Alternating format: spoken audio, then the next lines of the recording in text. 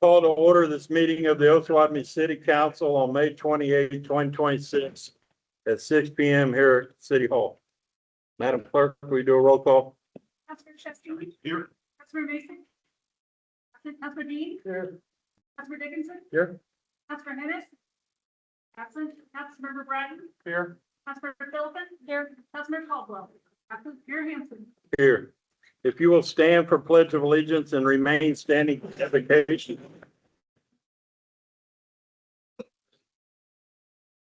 Bratton, will you lead us? I pledge allegiance to the flag of the United States and to the republic for which it stands, one nation, under God, indivisible, with liberty and justice for all.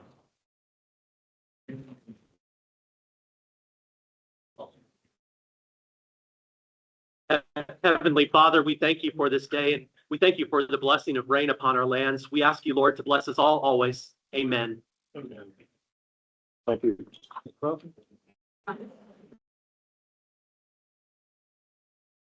We will move on to consent agenda. Consent agenda items will be acted upon in one motion unless the council member requests an item be removed for separate discussion or action. Mayor, I move to approve the consent agenda. Second. Got a motion by Councilman Bratton and a second by Councilman Dickinson to approve the consent agenda as presented. Is there any other questions or comments from council? Madam Clerk? Councilor Chesky. Aye. Councilor Dean. Aye. Councilor Dickinson. Aye. Councilor Bratton. Aye. Councilor Philippin. Aye. Motion carries. We will move on. Comments from the public. Citizen participation will be limited to 5 minutes. Please stand to be recognized if you have a comment. As we've done in the past few meetings, we're cutting council or citizen comments off at 7 o'clock. So we'll give you an hour and then we're moving on to the rest of the meeting, which tonight is pretty short. We will not be answering questions. We will do a town hall meeting where there is question and answer over this. This is not an agenda item.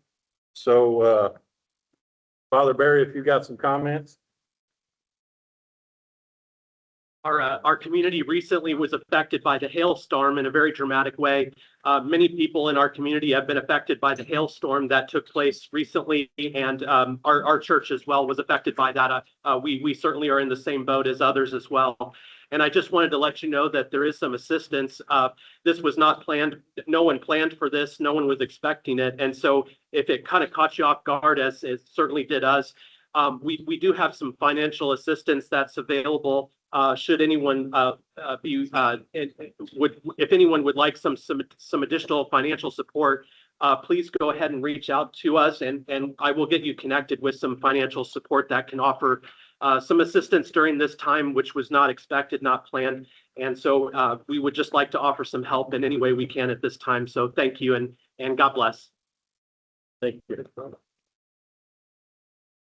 Public comment. You can state your name and address. Name is Troy Harp, address 33301 Osawatomie Road. Okay. So I'm going to talk about something that has not been talked about yet. I'm going to address all of you. Yeah. So my property sits 75 yards from where this proposed data center is going to be. There are natural gas lines that run through my property and through these proposed data center buildings that they're talking about. I did a little looking and realized, okay, so they can't move the line very easily. It's not generally a normal thing to do. And so I looked at the city council agenda agreement dated December 11th, 2025, so just like 6 months ago. And it's a 151-page document that I went through. I'm going to read you some of the excerpts, like a summary of it. Then I'm going to read direct quotes from it. So the pre-development agreement shows a proposed project that was envisioned extremely large utility demands from the beginning. The developer anticipated needing initially 50 to 150 megawatts of power and scalable as needed, meaning it's going to go up. They're asking for at least 1 million gallons of water a day. Again, this is taken from their document that they did at their council meeting. It states that the city supports an on-site power generation through natural gas. So my belief was they're going to tap into the gas. And then when I found this today, they described it, they're going to do that. The language strongly suggests that a possible dedicated natural gas generation facility power plant will be built either adjacent to, on the site, or nearby. So for anybody in Osawatomie and surrounding parts of Miami County, what this means is not just a single building project, you're talking about a massive industrial scale power plant and data center. 600 megawatts is not small. I mean, Osawatomie is usually like 4 to 5 megawatts average. I think peak might be around 9 or 10. So 600 megawatts is huge. Most of Kansas City can be powered for that. They have to build a power plant. According to Lacine's own documents, executive, it's decommissioned in 3 stages. I believe it's 2029, 2032, and maybe 2039. Don't quote me on those exact dates, but it's decommissioned. So that's 1,600 megawatts of power that's going to go off. According to this document, I'm going to keep reading, the bridge infrastructure discussion, these bridges are not designed for this, like the bridge coming in off of 327th Street. They're just designed for like road equipment, construction, basic construction equipment, basic semi-truck, farm equipment, not for 55-ton equipment. My nephew works for a company that builds power stations. They just built one recently in Point Cove, Louisiana. It's a 130 megawatt power station, and it's the smallest footprint they could build it on, 52 acres. You're talking about a power station that would need to be at least 25% larger than what the power is demanded, 600 megawatts, plus who knows if they're going to power Osawatomie or KOA. But if you're talking about a power station that's going to be at least 25% larger than that, you could be 800 megawatts to 1,000 megawatts. The footprint on a 130 megawatt was 52 acres. So imagine you're looking at probably 150 acres. The equipment that was brought in to build that site, they used at least 10 massive crawler cranes that average 800,000 pounds of weight, brought in on trucks with dollies, special equipment that was scaled over 1 million pounds. So they're going to have to bring new bridge in place, and these roads will be destroyed.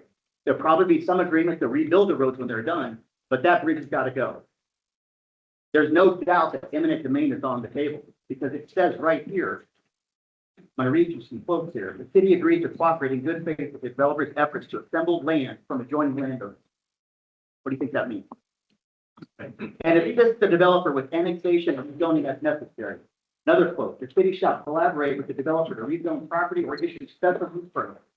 That special use permit, let me tell you what that means, because I didn't know what it meant. A special use permit is called an SUP, or a conditional use permit. It's one of the most important legal tools in this entire discussion, because it allows the city to either place strict conditions on a project or undo them. This matters because it can legally become a mechanism that controls everything from water, noise, light restrictions, traffic mitigation, construction hours, generator operations, utility expansion, pipeline routing, emergency response requirements, setbacks, homeschool, that kind of thing. In practical terms, if the city approved a special use permit for a hyperscale data center, that permit could effectively authorize the industrialization, whatever is necessary. It's not limited. They can do whatever they want.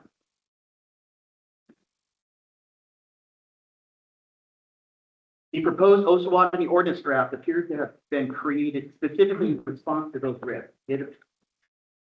Have I time? It's your time, Troy.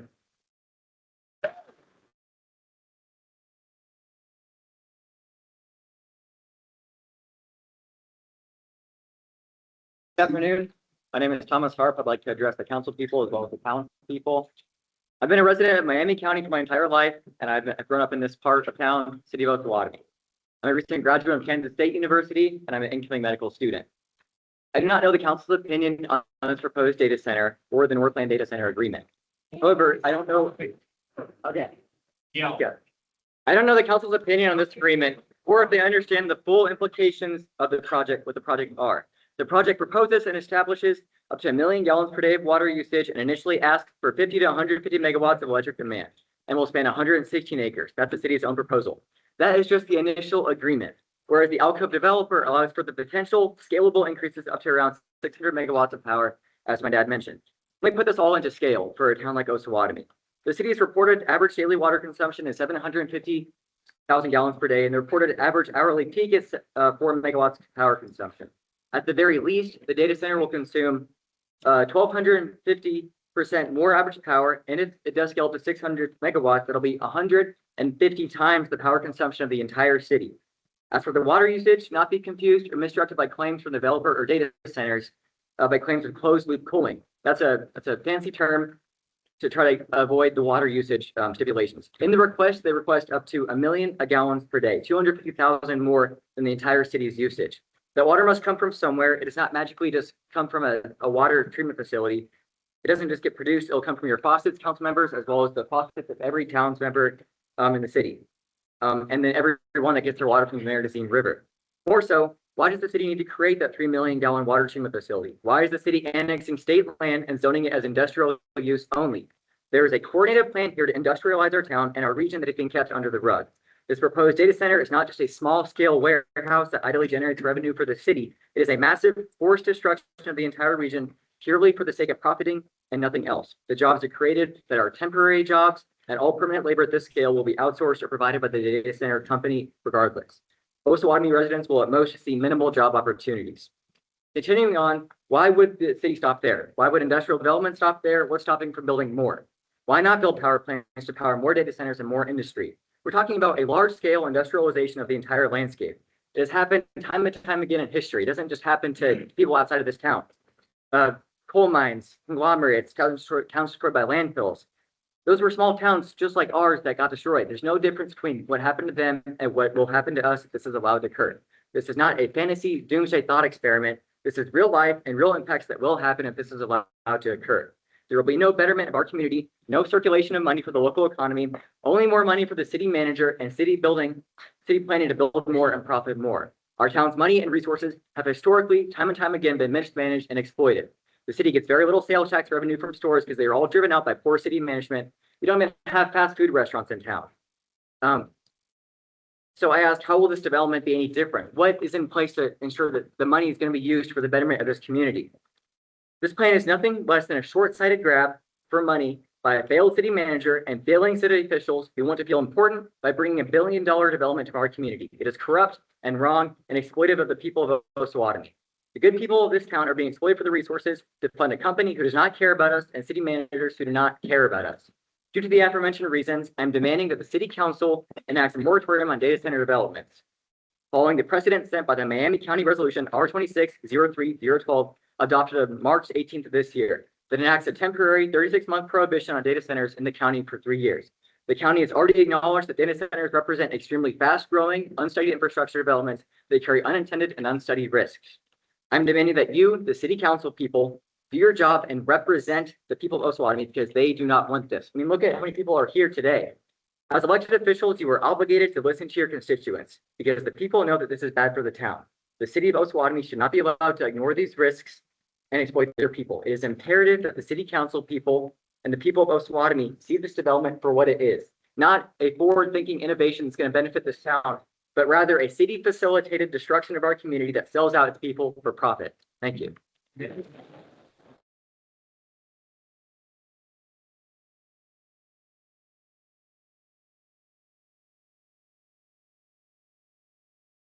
Chris Bowles, 30750 Osawatomie Road, you know this. All right, 2 weeks ago, I asked Brett if, what the impact would be here, what benefit we would get out of it. He said that expected within 1 week, so last week, we should have a community benefits analysis. Since I can't ask him tonight, we can all ask him afterwards. He said, and I quote, expected to have that within a week if ready for public release, and then we'll bring it and have a public discussion with the developer. I have emailed the developer May 11th, May 21st, and yesterday morning, 0 response from Alcoa. 0.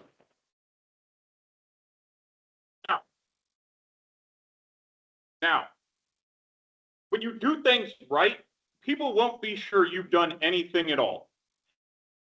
From 3 months ago, we had maybe 10 people in this auditorium. Now look at it. Now look at how many people are here. And you got 2 news stations here because you're not doing things right. You're not doing things right, and people are taking notice. Now, last 2 weeks ago and 2.5 months ago, I told you stories all across the country. Virginia, Texas, Michigan, just everywhere, Missouri. Utah. I'll get to that one. Good God, Kevin O'Leary. All right, we talked about lost tax revenue. We talked about water scarcity supply, contamination, air quality, noise and light pollution, undelivered jobs, recalls, threats, and violence. All have occurred. And I want everyone to hear the same question. I'm going to ask you again. What information does this city have that makes you believe that none of those things can happen here?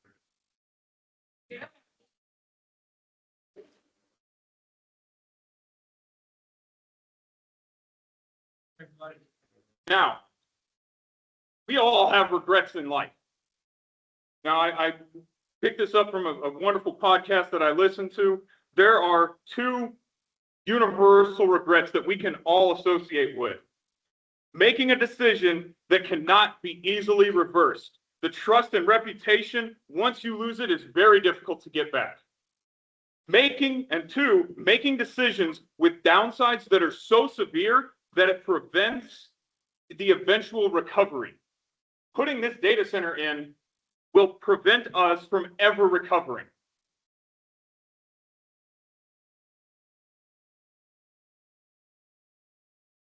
We are going to lose our beautiful night skies. We are going to lose our healthy air. We are going to lose water. Troy has talked about, please, all of you, go look on YouTube. The previous city council meetings are out here. You can hear all of us talk. Troy has talked about the water resource limitation and how this data center will take 80% of our water. We will all be down to a trickle. Troy has also mentioned that this data center can take up to 644 megawatts. That is true if it's a two-story build-out, but the surveyor's diagram shows that it can go to 3. That's 966 megawatts. But in an email from Brett to Alco, he talked about setbacks, where if they push the setbacks of the buildings back so far, this thing can go to 4 or 5 stories. That is 1.6 gigawatts that they'll be using.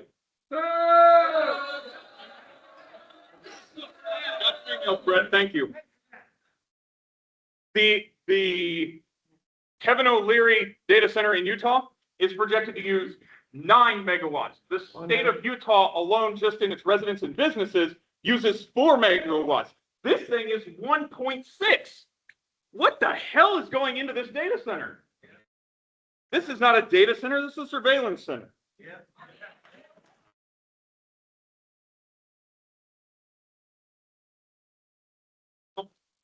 All we've been asking for is the details, all the details, and for you to stop it. This is like telling me that you're going to make me an omelet. I know there's eggs.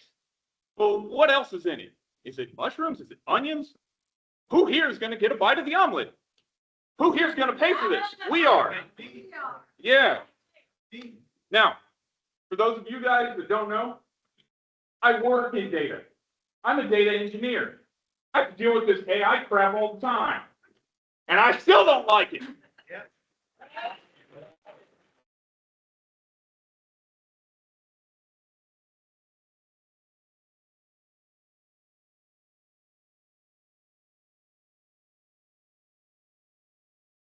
Ian Day, 36397 West 367th Street. I'm here because there is a voice that is not being heard here, and that is the patients at the Osawatomie State Hospital.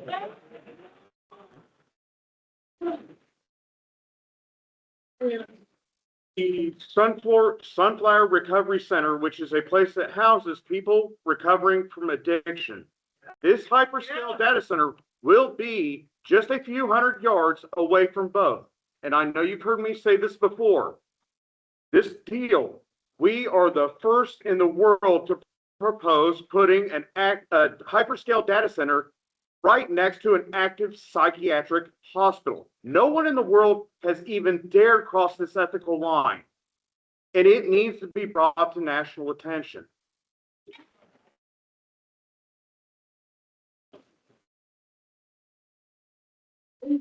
Now, something I didn't stay for the rest of the meeting, but I did hear you guys' talk about your concerns, and I do appreciate that. And I know that there will be further discussions, but there was something that was told that was a lie. Now, just to state clearly, I did work at the state hospital for 9 years as an activity specialist. So I worked with them patients at least 6 hours a day. And I am now currently working there in maintenance as a facility specialist.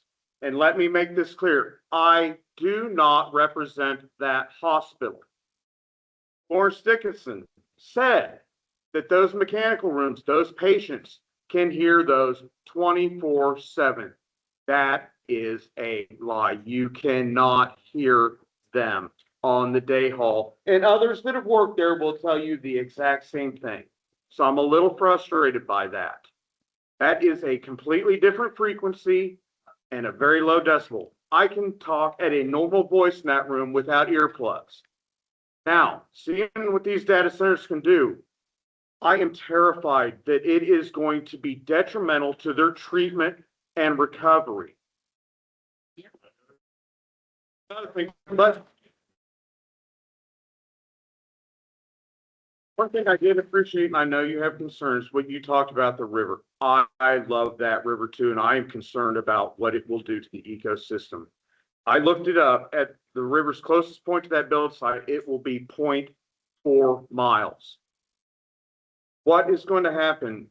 The heavy metals from construction, if those get into the water, and then the forever chemicals that are used in the closed loop system. Breaks happen. It will get into the water. What scares me is those forever chemicals. What is it going to do to livestock? What is it going to do to the people that drink that water? What is it going to do to communities down the river? Also, people harvest fish from that river. Will they be in that too? That scares me. But another one is, yes, that river runs low, but when she gets out of her banks, are those chemicals going to get into the croplands and then poison our crops or irrigation? We should be worried about what we are doing to fellow communities, ourselves, and our resources. I am frustrated that our governor has sold us out, touting that we need to protect our water sources. Just to give them a 50% tax rebate to rob ours here in the east. We've got to protect what we have. There is tremendous opportunity for this town. And I think we should give it a shot. But I do not want to take up any more of anyone's time. I want more people to speak. So I thank you for your time. And people, I thank you for showing up.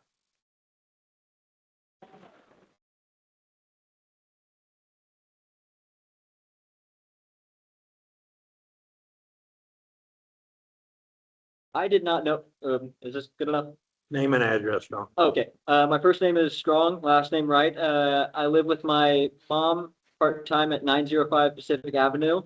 I did not know about this until last week when my good friend Thomas told me about this, and then I realized that I wanted to attend this.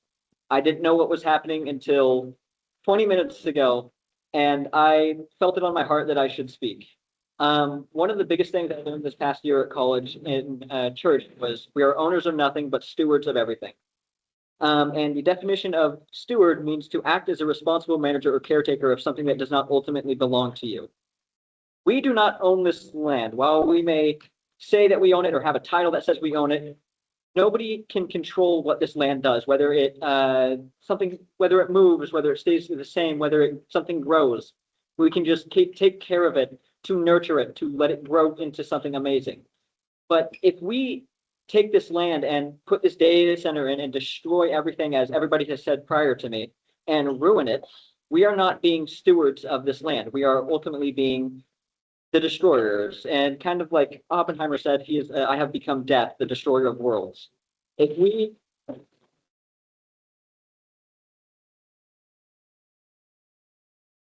let this take place, then we are ultimately becoming our own extinction. And how there have been natural extinctions in the past, we will become our own and we will destroy ourselves from within.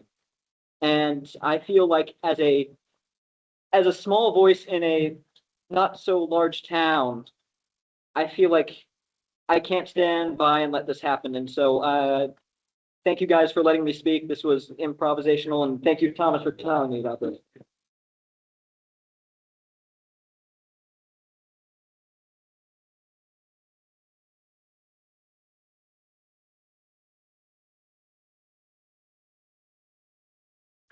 My name's Erin Potacek. I live at 1002 West Howard Place, Lewisburg, Kansas, 66053. I stand before you today deeply concerned about the future of Osawatomie and Miami County. We are staring down a proposed pre-development agreement that effectively hands over 116 acres of our backyard to middlemen, alcove development.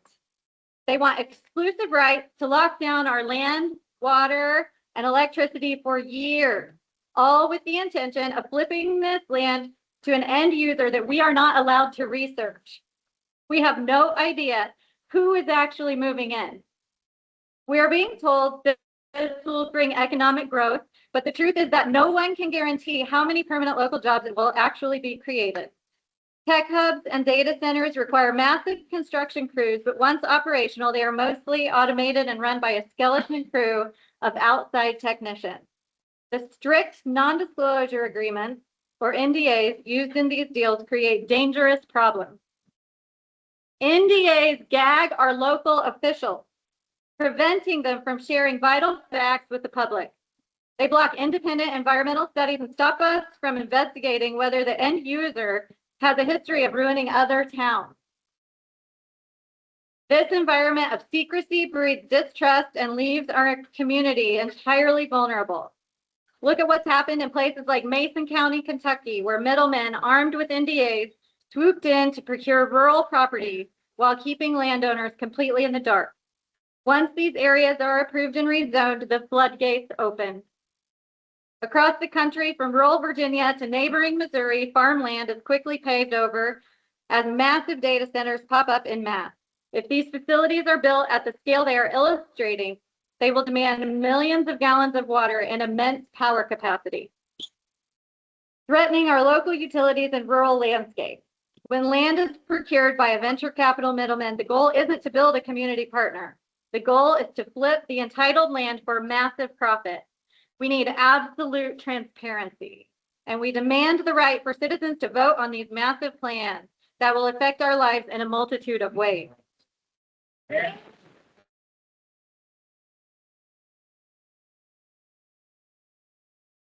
We cannot afford to let our vital water rights and power capacity be monopolized by unknown entities.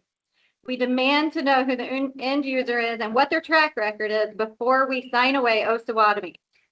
Furthermore, law enforcement agencies are increasingly categorizing public opposition to data centers under the broad umbrella of anti-tech extremism, a designation that could criminalize peaceful advocacy by tracking community members and information sharing as suspicious activity. Authorities risk chilling public dissent. If local leaders sign away community rights and regulatory oversight to tech middlemen or developers through non-disclosure agreements and fast-track zoning, citizens lose their seat at the table. This systemic surrender of local authority ensures that when the time comes to challenge a specific data center development, the public may find ourselves entirely stripped of the legal and political avenues needed to protest effectively. Please represent the citizens of Osawatomie and Miami County.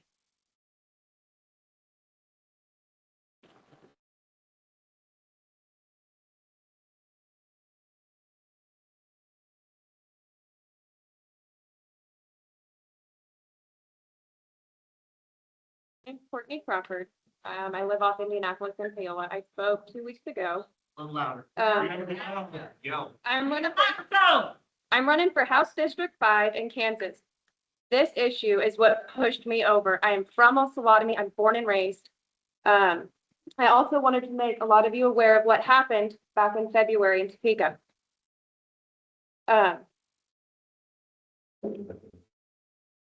The city council, Brett always says that he's transparent, has an open door policy. I want to follow up with that. I am asking you guys, Why didn't you make it known that Brett was going to Topeka to speak and advocate for the land conveyance bill, Senate Bill 146, which is the land bill that this proposed data center is going on? Why was there never a discussion letting the public know a city official was going to Topeka advocating for this land? Myself and one other citizen showed up to oppose this bill in current form. I had requested a data center, solar farm, windmill farms, and battery storage to not be allowed on this land bill. The county had placed a 3-year moratorium within the county. Residents who live around this land have no say because of home rule. Please don't hide behind home rule for your personal wants and gains. Also, I saw George come in. You had submitted a letter saying that you agreed you in support of this bill, but you also stated you didn't know at the time there was going to be a proposed data center. I hope you made that and conveyed that to the local government committee, because that bill still moved forward without amendments. Thank you.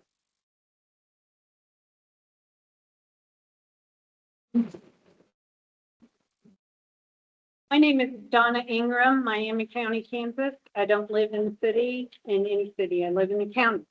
And I just made, my name is Donna Ingram. I live in Miami County. I'm not affiliated with the city anymore. I live in the county. I live in an area where the infrastructure of this could absolutely affect it if there's a power station, if there's glowing lights, etc. You've heard tonight and heard about the legalities, about things that were done without knowledge. Don't think that's not my problem. It's not my problem. But one of the things I wanted to bring up too, and I think there's some history here, is what happens if this power plant or this data center, which has, they build in safety for fire safety. But what happens when it really does catch on fire? Where's water going to come from? Where's water going to come from? Yeah. Where's the fire service going to come from? I mean, these are things that we need to consider when we do things like this. And it is up to you to consider all of those things, and not just now, but 5 years from now, 10 years from now, all those different things. I just.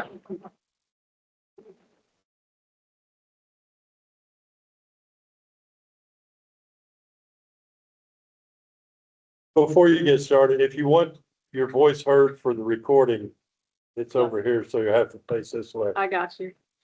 Hi, my name is Natalia Cortez Barb. I live at 404 Main Street here in Osawatomie, Kansas. I do want to bring up something that hasn't really been talked about before, and it's the value of our rural farmland, not just as an economic value, but as a value for the legacy of our people, our communities, and also our environment as a whole. The monarch butterfly remains a critically endangered species.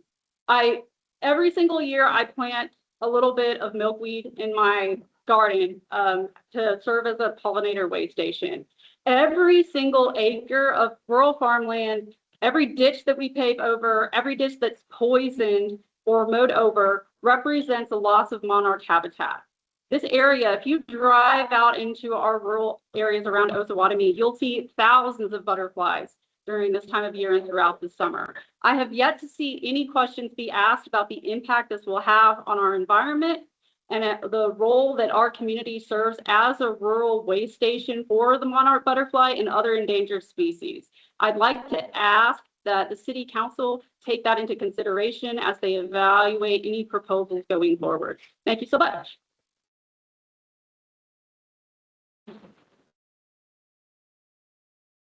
I want to take a different perspective. Today, there are over 3,000 data centers. Oh, Doug Walker, 212 First, sorry. But today, there are over 3,000 data centers in the country, and 1,300 more are planned to be built. And the vast majority of them are operating without controversy, benefiting their communities. So, and it's a matter of supply and demand. As you know, most people found out about this meeting on Facebook and other sources that use AI, which is using data centers. That's how they did it. So not everyone is opposed to the city exploring the possibility of building one here. Not everyone, a lot of people should be hoping that the city council explores all of the options. Wait till they take your property. The pros and Hey, guys, nobody talk over your vibe. so it's your responsibility to judge the economic benefit versus how it affects our water, how it affects our local taxes, how it affects the electric rates. You take all that into consideration. And one thing I would ask you do, base it on actual facts, not a Facebook post from someone in California or whatever. Base it on the specifics of this particular project and how it will affect us every day. So a lot of things we've heard tonight is if X, Y, and Z happens, then ABC is going to happen.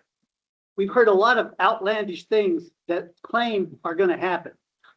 Those things typically don't happen in those other 3,000 data centers that are operating today.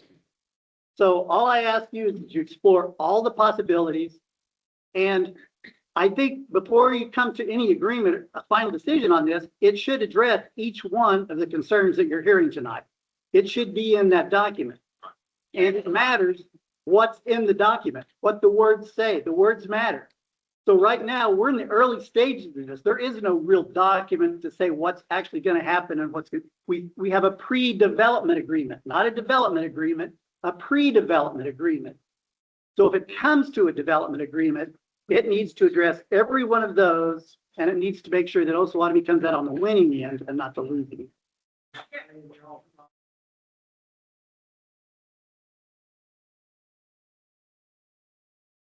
Okay, so my name is David McCann. I'm at 1313 Main Street. Can everyone hear me? Yeah. All right. I am not yelling at you. I'm from a Marine background, and I'm not a public speaker. So I get nervous. I yell my vows at my wife. She gives me a hard time about it all the time. A little bit of levity. Okay, so I did not do as much research as everyone did. I found out that this was a thing 3 days ago and had to take vacation for it.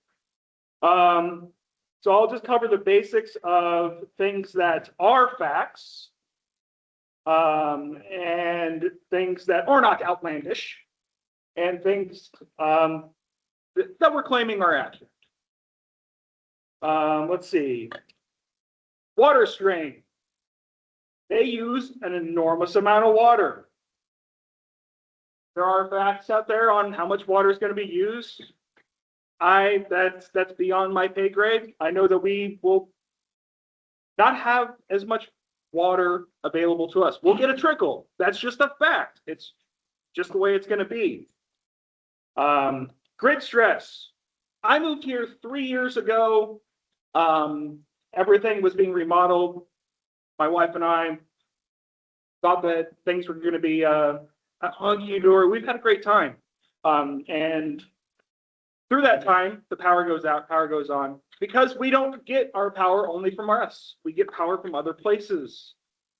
They're going to install a giant power plant that may or may not cover the needs. But in any case, no matter what happens, it will affect your pocketbook. Your prices will go up. This is a fact. You can check this. Did I check every single 3,000 data centers in the US? No, but there is a trend. It's an average, and that's what's going to happen. Carbon emissions. If there's a power source that's pumping power, it's going to increase emissions. Don't have to really much explain that.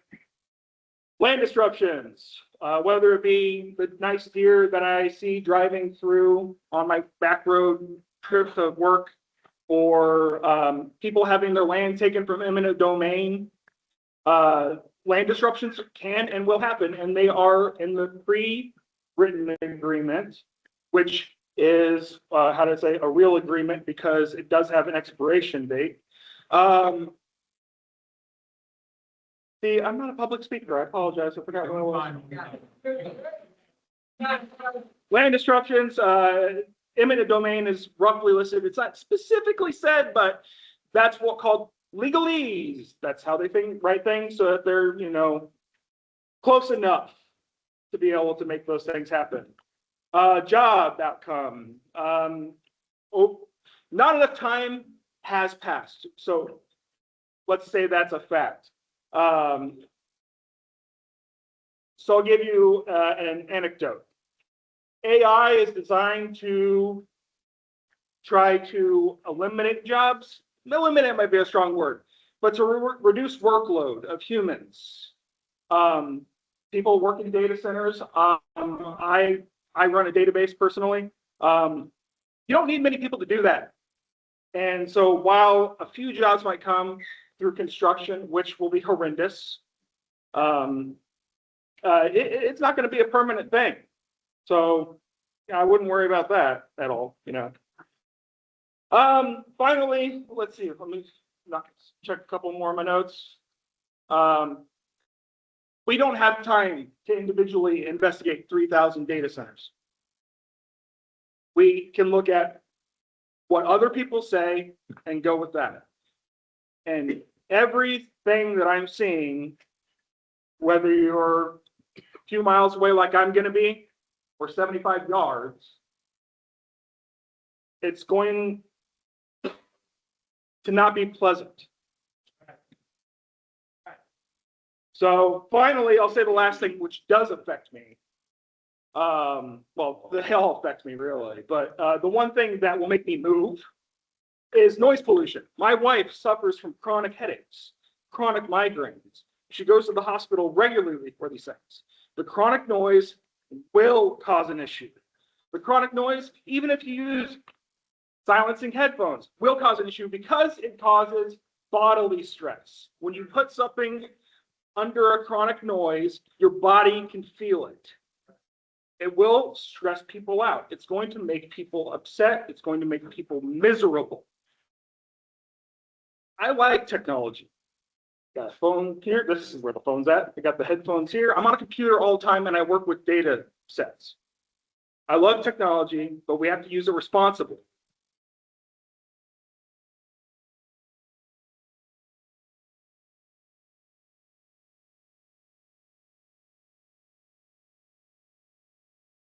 Frank Henderson, 223 North Fifth Terrace, Lewisburg, here in Miami County. I'll try to speak up because I can't spin around as you see, but it seems like there's a lot of people in Kansas that do not want these data centers built in their communities. But these data centers are coming to Kansas because our legislators passed Senate Bill 98, which provides massive sales tax exemptions for the construction of remodeling of qualified data centers. The law also exempts taxes on data center equipment, labor costs, and other expenses for companies willing to invest at least $250 million and meet certain job requirements. So that's a lot of loss of income right there if they haven't built. So if these data centers do end up getting built, there are some things that need to be considered. Regulation is absolutely necessary. One important step would be repealing these tax breaks for data center developers.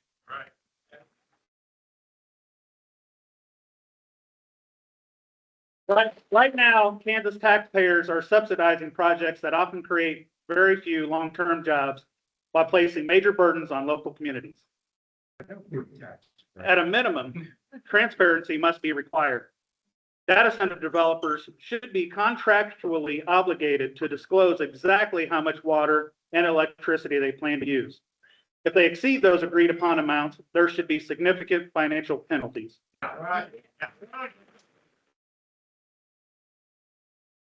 There must also be protections for consumers. Utility companies should not be allowed to pass the cost of upgrading infrastructure for hyperscale data centers onto everyday ratepayers. Across the country, communities living near these facilities are seeing their electricity bills rise dramatically, in some cases doubling, because residents are being forced to subsidize the infrastructure needed for these massive developments. Local communities deserve a stronger voice in deciding whether data centers should be welcomed and under what conditions.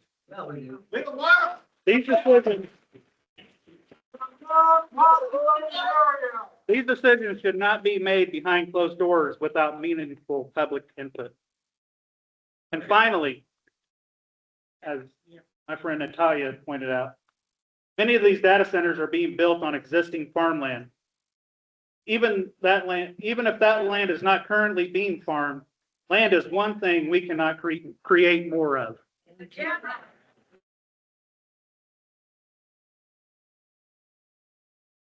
There should be strict restoration requirements so that if a data center closes or leaves, the company is responsible for returning the land to its original usable condition. Exactly. Thank you.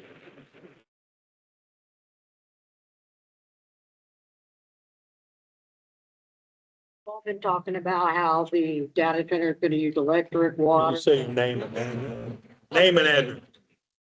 Christie Guthrie, 33266 Osawatomie Road. So I'm gonna be living right across the road from this data center. And earlier we had a gentleman talking about the state hospital and how could impact that. I am going deaf in my left ear. I'm deaf completely. And those data centers put off a lot of humming. And so that's gonna cause mental issues with people who can't handle that. Me, myself included, because I have a constant ringing now. So we put this data center and it's gonna hum. And then I'm gonna lose my hearing in my right ear. And then I'm not gonna be able to hear the voice of my grandkids or anything that's important to me. Not to mention, most of the people in that road have lived there a long time. So you're kicking people out of their homes to put a center up that can be put up somewhere else. I don't want to see a community that I've lived in for 20 years. I've lived out there at my house for 20 years, be gone. I love that community. It's quiet, it's peaceful. Not to mention what it's going to happen to the environment, the animals, the deer that we see and all that. It's a big consideration, and I understand we use a lot of data today. I use working data myself, but it's not worth kicking people out of their homes and making a town, obviously, that's against it, uncomfortable. Right. It's their home too.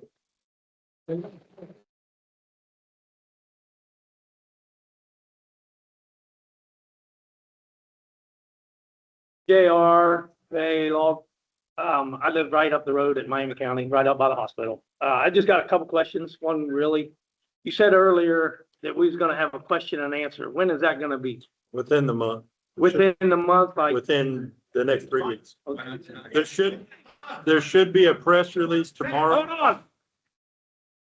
Should be a press release tomorrow. The developer and the council and the city administration will have a town hall meeting. That's all we discuss, and that'll be back and forth. So we'll be like, Huh? Are we invited? Oh, you're part, yeah, everybody. that's why, that's the only, I mean, I'm with these people right here because that's my damn backyard. But I want you to be able to answer me. I want you to be able to answer me. I want him to look at me and answer me too, because this is, I'd say it, but I can say it. it's bullshit.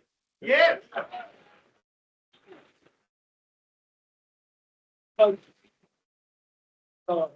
We just, there's gonna be a thing on, I don't have none of that technology, When so, we get that set. because in a month, Within a month. within a month. Within a month.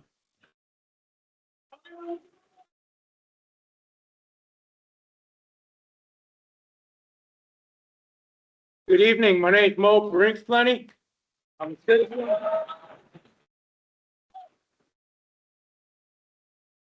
Resident of Miami County. And you know, I'm against data centers because I'm a country guy. Yeah. I love clean air Yeah. and I love water. Yeah. And I'm gonna tell you this. The water that's on this planet right now is the only water that we're ever gonna get. In 500 years, it's not some amazing spaceship gonna come and renew our water. This is it. It's not a resource. It's the source of life.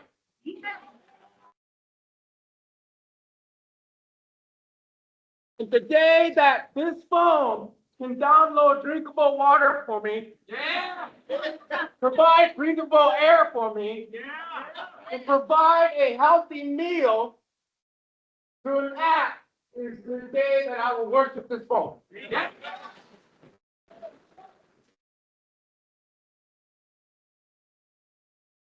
Until that day, I'm going to continue to worship God who created everything on this. I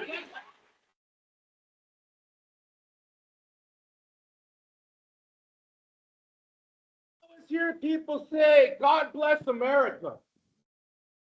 But I wonder, when are we as the people going to say, okay, we're going to bless you, God, by blessing America and taking care of it and tending to the environment for the sake of the children?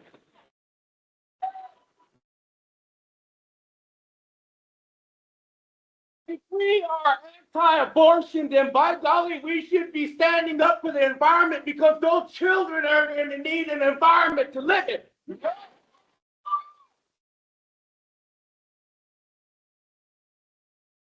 So please, for the sake of your soul, for the sake of your destiny of your soul, for the sake of your children and your grandchildren, please make the right decision, because you know what I learned from Steve Jobs? This doesn't go with you to heaven. What does go with you to heaven is how you treated this planet. Yeah. What goes with you to heaven is how you treated other people. Like I said, I'm a country guy. If I wanted to live in a city, I'd live in a big city. And if these data centers are so safe, then why are the people that are investing in these data centers trying to put them far away from themselves?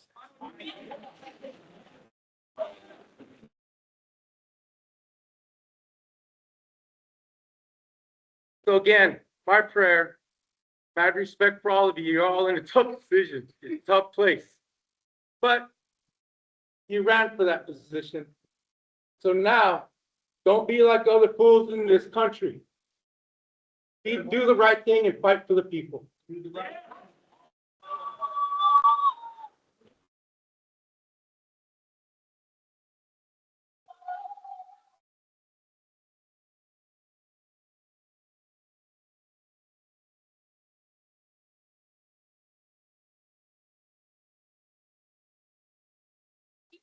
Call 8412 Corliss Road, DeSoto, Kansas. So, DeSoto, Kansas. So, good evening, Mayor, council members, residents. Woo! Thank you for giving the citizens the opportunity to speak on the proposed data center. I'm here tonight to share what happened in my own community of DeSoto as data centers have moved into our city, and why your diligence and caution is absolutely necessary. In DeSoto, our first notice about a major data set project came to us only 2 days before it came to the city council for vote. Yeah. They gave the residents no meaningful time to prepare, research, or organize. Only a handful of people were able to attend. When we asked why the public had been kept in the dark, we were told it was because of NDA. Now, we all know that NDAs are proprietary, but they are not ethically responsible. So they could have told us, and so they didn't ethically, inform us about developments that will reshape our community. So public comment was limited to 4 minutes per person before the data center was even discussed. After that, the project was debated and voted on and passed. No further public input allowed. This project is not located in the Sunflower Ad Astra. If you're familiar with that, that is the contaminated land that we had. This is actually a site that was beautiful farmland. And so they're putting it in there as well. And instead, that company Beal, so I want you to remember Beal because they lie a lot, purchased non-contaminated farmland, and it had already been zoned industrial. So a few years earlier on that, when the old farmer died, it was bought, rezoned, and we fought that, but it happened. But the biggest issues came next. Everything new to the data center, we found out through media. We did not hear it from our city council first. We heard it from the media. And so our city entered into a developmental agreement in which Beal proposed 4 smaller data centers over 7 years. Now, if you've gone out to Smithville, you can kind of see these smaller data centers. And so this phased approach was a key factor in our mayor stating that it would have less impact on our community and to gain the community acceptance. However, when the site plan was submitted, it reflected a dramatically different project. 2 hyperscale facilities bigger than all 4 of the others put together, way bigger. Both of them are bigger. And so it doubled the size in the original concept and on a much accelerated timeline. Additionally, the developer withdrew his commitment to construct an industrial wastewater facility treatment. Subsequent interactions with Beal and Evergy partners have raised further concerns. The developer has challenged local ordinances, including landscaping requirements, and Beal's legal representatives have pressured our planning commission regarding substation screening. Evergy in the past construction related to infrastructure has removed mature trees, disrupted residential properties, and installed these humongous large electrical poles in residential yards. I've never seen in my life these things that are this big. And now this is going to happen again because they're putting in a new substation that will be right there for everybody to see as they drive down the road. The developer declined to require Evergy to relocate that substation because it is their property. They can ask them to do that to a less intrusive location, citing inconvenience to Evergy. So only after residents began pushing back did Beal all of a sudden offer to build a city monument, a symbolic gesture meant to distract from the reality of the substation dominating the landscape, and which had little to do to mitigate those long-term impacts of the project. At this time, so this facility is about 1.14 million square feet. At another time, 1,400 acres inside After Park has been purchased by Digital Realty for additional data centers. So, and the citizens have always opposed this. So based on our experience, I respectfully offer the following considerations as you evaluate your own data proposal. Know the company's track record. Beal has consistently lied to us over and over. And once that zoning is done, they can do whatever they want to. Right. So you've got to fight that. I know that you're not dealing with Beal, but please, you guys have done some great research, And like the gentleman said, there is a lot of false stuff out there, but you guys have brought in some real good research. So I implore you to listen to them, and I implore all of you to not listen to the developer and to do your own research. Legal counsel, Marian, that was your time. In data center. That was your time. Oh, sorry.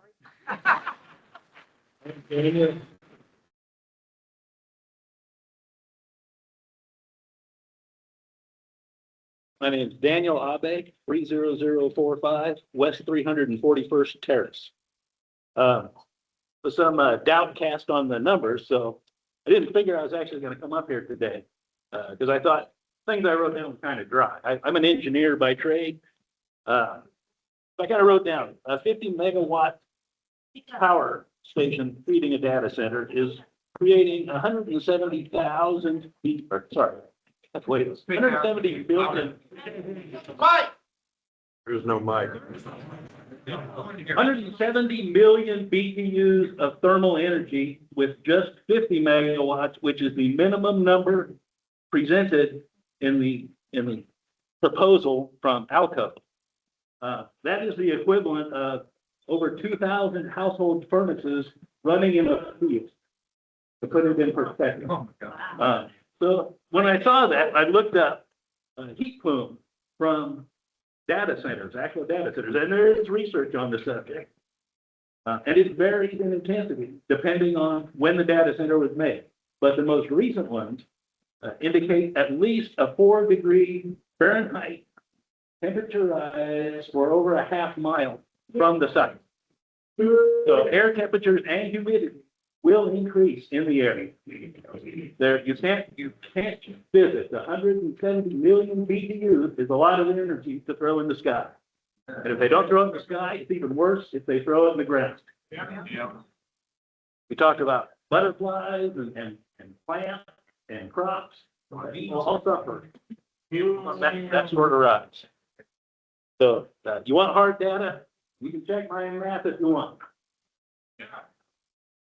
Another thing I wanted to talk about in the initial purchase of, well, I should say, capture of the Northland property, I think it was 2007, 2005, somewhere in that neighborhood.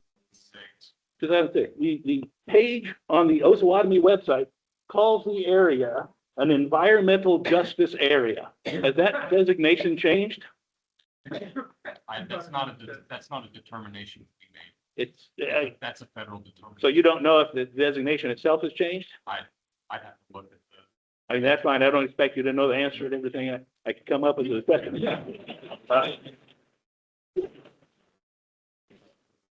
Well, I tried to look up what that meant.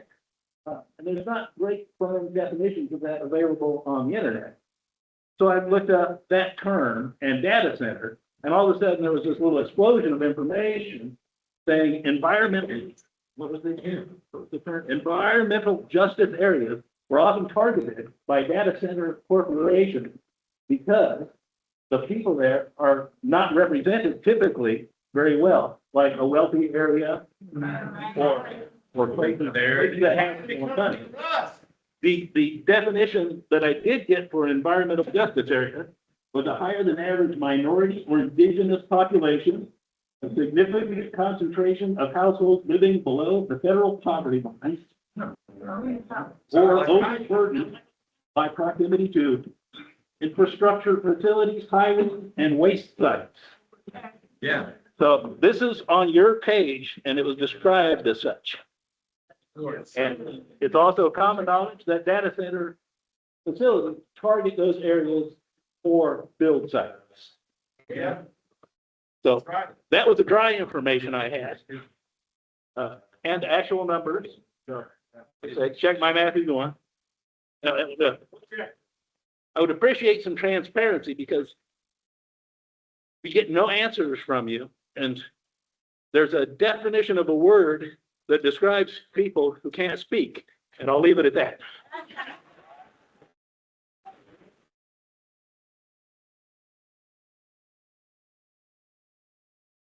That's the end of our public comment as we've reached 7:02. No, so we're going to move on to council report. We said that from the beginning and we're going to stick to it. So Lynn, we're not having any more public comment.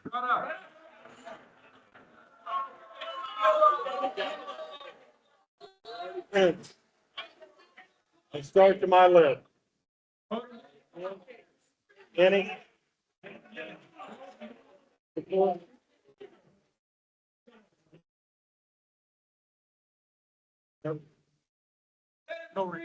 want to have a meeting, but you don't want anybody to meet. This isn't a meeting about this. That's what we've been trying to say.